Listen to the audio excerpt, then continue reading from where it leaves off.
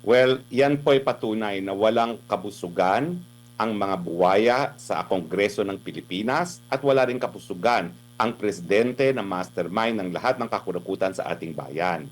Unang-una, no, bakit mo naman sasabihin yan? Samantalang wala ka pang napaparusahan dito sa alam nating nangyaring flood control scam, no? At pangalawa, bakit ka magre-release na naman ng pondo ng taong bayan na alam mo na wala ka pang napapatupad na mga institutional measures para mabawasan nga o maiwasan yung ganyang korupsyon. Ang konklusyon, hindi pa sila busog at lalo pa sila nangangailangan ng pondo ngayon galing sa kabanambayan dahil nga po magkakaroon tayo ng susunod na eleksyon. At sa tingin ko, ang desisyon kung talagang dapat magkaroon ng karagdagang mga flood control projects, yan ay dapat dependent doon sa kakayahan ng gobyerno na ipakita na kapag kinurakot mo flood control funds, ikaw ay paparusahan. Na sa ngayon, ay wala pang kahit sinong napaparusahan, wala pang ang kahit sinong mga mataas na opisyales ang nasasampahan ng kaso. Palagi lang promise at puro namang drawing. No? So sa akin po, talagang wala nang kahihiyan itong presidenteng ito kung talagang inanunsyo pa niya sa buong madla na bagamat kinukurakot ng mga buwaya ang pondo para sa flood control, bibigyan na naman niya ng pondo para lamunin ng mga buwaya itong darating na budget. Opo, lipat ulit ako ng topic, attorney, kasi meron pong sinabi yata ang Malacanang na by next year o sa paghimay nila sa budget para sa susunod na taon, which is ngayong taon yan gagawin, isasama na nila yung pondo para ulit sa flood control. Ano pong basa nyo po rito, attorney? Kasi marami pong mga nag-iisip na, nako, baka gagamitin na naman nila considering papalapit na ang susunod na eleksyon at sinasabi nga na ang a year before ang election ay pondo para sa eleksyon, attorney. Well, yan po ay patunay na walang kabusugan ang mga buwaya sa Kongreso ng Pilipinas at wala rin kabusugan ang presidente na mastermind ng lahat ng kakurakutan sa ating bayan. Unang-una, no, bakit mo naman sasabihin yan? Samantalang wala ka pang napaparusahan dito sa alam nating nangyaring flood control scam, no? At pangalawa, bakit ka magre-release na naman ng pondo ng taong bayan na alam mo na wala ka pang napapatupad na mga institutional measures para mabawasan nga o maiwasan yung ganyang korupsyon. Ang konklusyon, hindi pa sila busog at lalo pa sila nangangailangan ng pondo ngayon galing sa kabanambayan dahil nga po magkakaroon tayo ng susunod na eleksyon.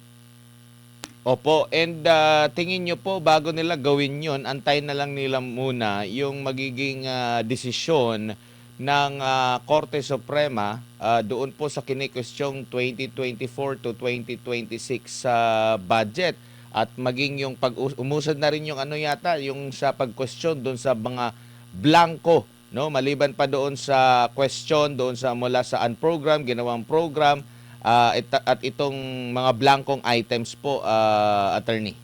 Well, in fairness, no, yung issue ng flood control appropriations, hiwalay naman dun sa mga kasong nakabinbin ngayon sa Korte Supremo. Ang kaso ngayon sa Korte Suprema, tama ba na sangkatutak ang unprogrammed funds, no, na ipinapasok sa pantaunang budget at ito ay pinampapalit doon sa budget mismo na re-request ng presidente sa kanyang sinumiting pangtaunang budget sa Kongreso, no? At sa tingin ko, ang desisyon kung talagang dapat magkaroon ng karagdagang mga flood control projects, yan ay dapat dependent doon sa kakayahan ng gobyerno na ipakita na kapag kinurakot mo flood control funds, ikaw ay paparusahan. Na sa ngayon, ay wala pang kahit sinong napaparusahan, wala pang ang kahit sinong mga mataas na opisyales ang nasasampahan ng kaso. Palagi lang promise at puro namang drawing. No?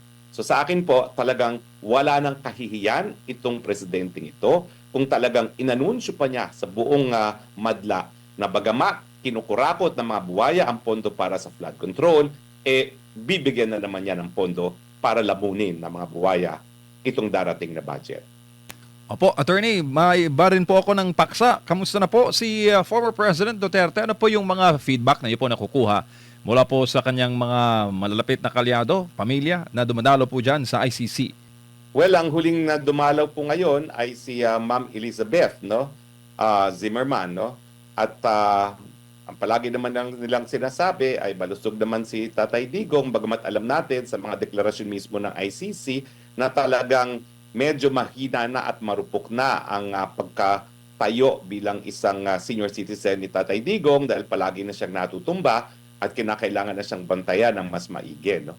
So tayo nagdadasal na mas mahaba pa sana ang buhay ni Tatay Digong dahil ako naman naniniwala na sa asta nitong presiding judge Curver sa trial at appellate sa trial chambers mukhang patas ang magiging paglilitis kay Tatay Digong at darating ang panahon na makakauwi pa rin si Tatay Digong. At So inaasahan lang natin ay karagdagang pambuhay nang siya'y makauwi bilang isang inosenteng tao at mabuhay sa ang kanyang huling sandali sa kanyang pinakamamahal na Davao City. Opo, totoo ba, attorney, na hinahanapan ng mga papel ang mga nag-aakusa kay FPRD kung ang dating Pangulo ba ay dumaan sa local courts dito sa Pilipinas? Hindi ko siya nakita.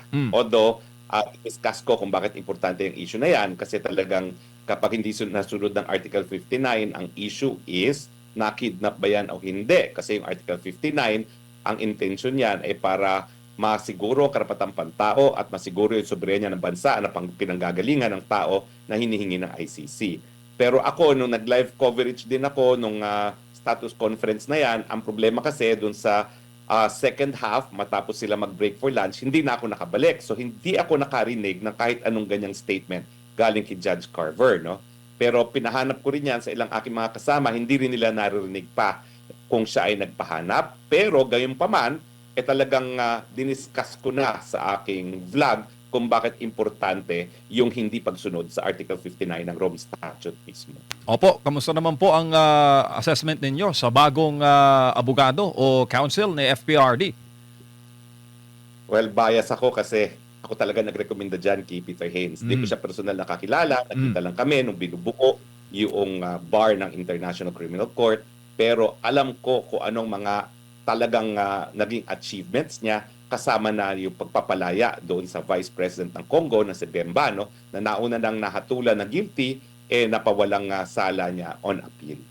So matindi po talaga ang karanasan nitong si Peter Haynes at talaga naman pong siya ay kinikilala isa sa pinakamagaling na abogado sa United Kingdom dahil siya po ay pinarangalan bilang isang King's Counsel na isang titulo na ibinibigay lamang sa talagang mga matitinik na mga abogado. Attorney, maraming salamat po sa inyong oras at panahon. Sa ulitin po, ingat po kayo. Thank you, sir. Salamat po. Magandang araw po. Maraming salamat si Attorney Harry Roque, dating presidential spokesperson ng ating pong nakausap patungkol po sa issue ng impeachment, doon sa nangyari sa Tacloban at maging sa ICC na kinakarap ni dating Pangulong Rodrigo Duterte.